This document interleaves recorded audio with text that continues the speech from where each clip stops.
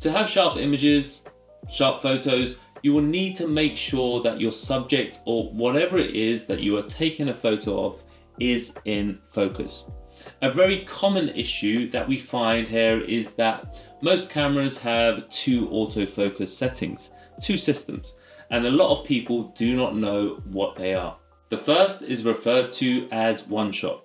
This focuses and freezes the focus on a single point, a single plane, so that if you were to move, you would then need to refocus again. The second is called autofocus continuous. This system follows the subject wherever it goes and keeps it in focus.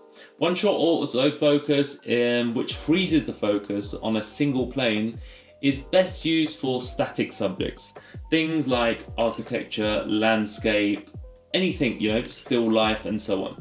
You will see your focus point turn green and you will hear a small camera beep once the focus is set. For moving subjects, you will need the area of focus moving with your subject.